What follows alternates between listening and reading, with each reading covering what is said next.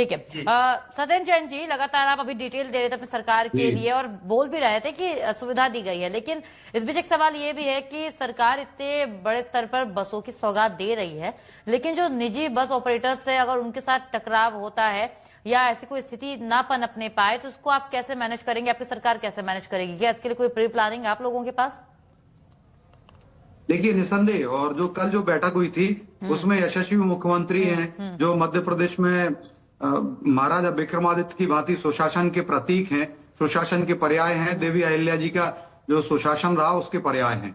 तो उन्होंने उन्होंने ये सब बातें उनकी प्रेजेंटेशन में मनीष सिंह जी ने दी, और उसमें हमारे जो परिवहन मंत्री हैं उदय प्रताप सिंह जी भी उसको गहनता से देख रहे हैं, और सभी अधिकारी गण भी उसको देखा, और ये सारे पॉइंट्स उसमें आए। और उसमें बताया गया कि प्राइवेट ऑपरेटर्स जो हैं वो पूर्व की भांति ही चलते रहेंगे। इससे तो एक बड़ा लाभ ये होगा कि जिस प्रकार हमने देखा कि ये जो हमने अटल परिवहन सेवा भी पहले हमने आरंभ की, ऐसा नहीं रहा, बीच बीच में हमने कहा प्राइवेट बस वाहनर्स को हमने परमिट दिए, लेकिन उन्होंने जिस रूट पर बड़ा उनको बस चलाना चाहिए उन्होंने उस पर नहीं चलाई कई बार। और उसके बाद कमलनाथ जी की 1.5 साल की सरकार आ गई तो उसमें भी ये पूरी योजना छिन्न भिन्न हो गई, क्योंकि कांग्रेस पार्टी भ्रष्टाचार करके बस ऑपरेटर्स को खुली छूट दे दी उन्होंने, तो वो कहीं से भी बस चलाने लगे। यह बहुत सारी चीजें ये उसके अंदर विषमताएं आई। हमारी सरकारों ने उन विषमताओं को दूर किया। साथ ही साथ इससे हमारे मध्य प्रदेश के भगवान रूपी जनता के लिए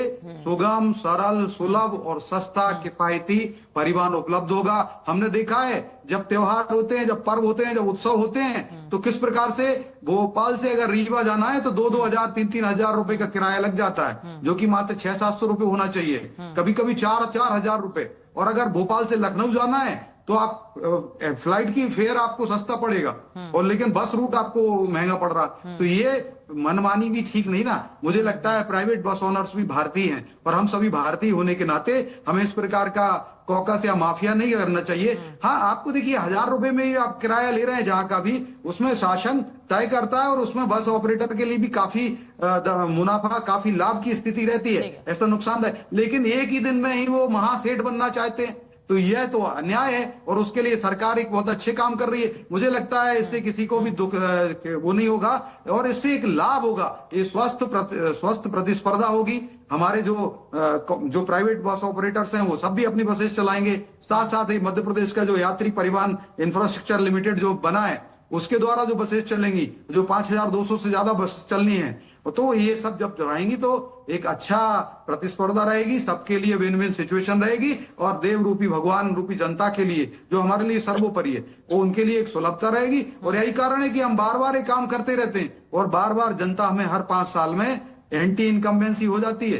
कांग्रेस की सरकारें आ नहीं रही हैं, 40-40 साल 50-50 साल से गायब हुए सरकारें कांग्रेस के अनेक राज्यों में। मध्य प्रदेश में 25 साल हो रहे हैं। यही कारण है कि हम बार बार भगवान रूपी जनता की अनेक योजनाओं से, अनेक प्रकार के लाभों से उनको देते हैं। और यह योजना भी डॉक्टर शुभंकर मुख्यमंत्री हमारे मध्य प्रदेश के, डॉक्टर मोहन यादव जी, उनको साधुवाद देता हूं। उनके मंत्री हैं परिवहन मंत्री उदय प्रताप सिंह जी, उनको साधुवाद। मनीष सिंह जी हैं उसमें सचिव हैं, उनको, और जिस प्रकार से वो सारा काम कर रहे हैं साधुवाद के पात्र हैं। ये जैसी धरातल पर उतरेगी वो जुलाई से आरंभ हो रही है, इंदौर उज्जैन क्षेत्र में तो जुलाई से आरंभ हो जाएगी योजना।